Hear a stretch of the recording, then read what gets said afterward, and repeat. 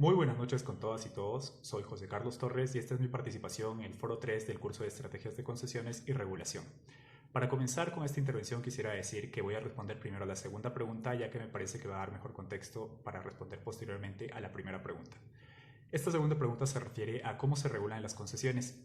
Para contestar esta pregunta hay que considerar que las concesiones en el país se dan en el escenario de los años 90, cuando se inició un proceso de venta de empresas públicas y desregulación de la provisión del servicio de energía, telecomunicaciones e infraestructura de transportes. De esta forma, el rol del Estado tenía que cambiar de proveedor exclusivo de los servicios a regulador de estos. No obstante, esta nueva función de regulación del Estado hace que se enfrente a tres problemas principales. Primero, el oportunismo político. Segundo, una posible captura regulatoria. Y tercero, la simetría de la información. En ese sentido, para contestar propiamente a la pregunta efectuada, tenemos que decir que en Perú, para reducir los tres riesgos mencionados, la regulación de las concesiones de servicios de energía, telecomunicaciones e infraestructura de transportes se dan mediante un diseño en el cual únicamente la empresa privada brinda los servicios y se cuenta con una agencia reguladora estatal independiente de los poderes del Estado. Estas agencias reguladoras son OCINEMIN para el tema de energía, OCIPTEL para los temas de telecomunicaciones y OCITRAN para la infraestructura de transportes. Hay que enfatizar que existen diferencias entre OCITRAN con los otros dos organismos reguladores. Primero, OCITRAN únicamente regula la infraestructura, como son las carreteras, las vías férreas, los puertos, hidrovías y aeropuertos, y no los servicios de transporte.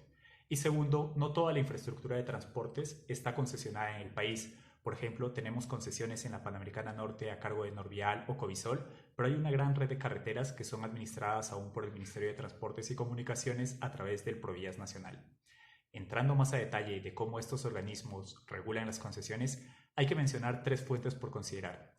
Primero, el contrato de concesión entre el Estado peruano y la empresa regulada. Segundo, la legislación sectorial mediante leyes o decretos supremos dados por el Ministerio de Energía y Minas y por el Ministerio de Transportes y Comunicaciones. Y tercero, las resoluciones del Consejo Directivo de cada organismo regulador.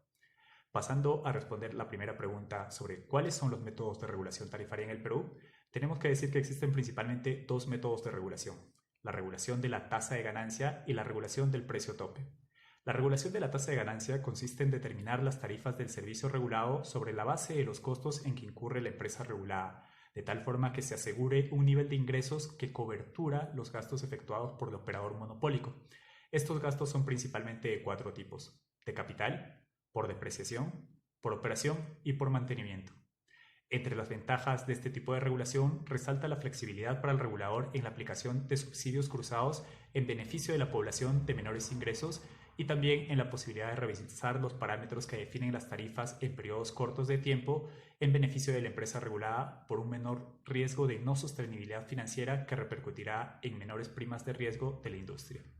Entre las desventajas relevantes de este tipo de regulación se consideran primero los incentivos perversos a sobreinvertir, ya que todos los gastos aprobados serán financiados con las tarifas que se cobren.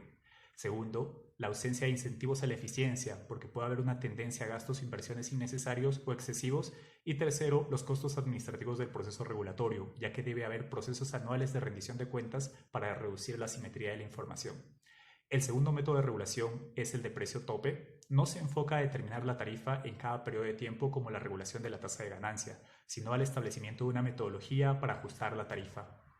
Para ello se considera un ajuste en condiciones de un mercado competitivo en el cual el precio se ve afectado por mejoras en la productividad o reducciones en el precio de los insumos.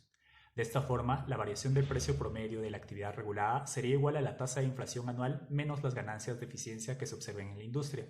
Como se puede ver, la complejidad del cálculo en este tipo de regulación se encuentra en determinar las ganancias de eficiencia, para lo cual hay metodologías que se agrupan en dos tipos. Primero, en determinar el valor de las ganancias de eficiencia a través de una disminución de las tarifas, de tal forma que se asegure la rentabilidad establecida, que es algo muy similar a lo que explicamos previamente en la regulación de la tasa de ganancia. Y segundo, en establecer la ganancia de eficiencia mediante un estimador basado en el pasado inmediato de la industria.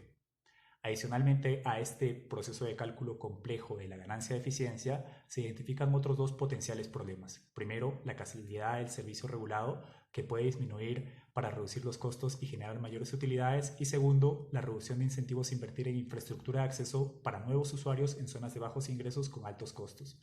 En ese sentido, en el Perú, dado que aún existe una insuficiente cobertura de los servicios de telecomunicaciones, energía e infraestructura de transporte, El método de regulación más empleado ha sido el de regulación por la tasa de ganancia, ya que este permite cerrar las brechas de los servicios mencionados. Muchas gracias.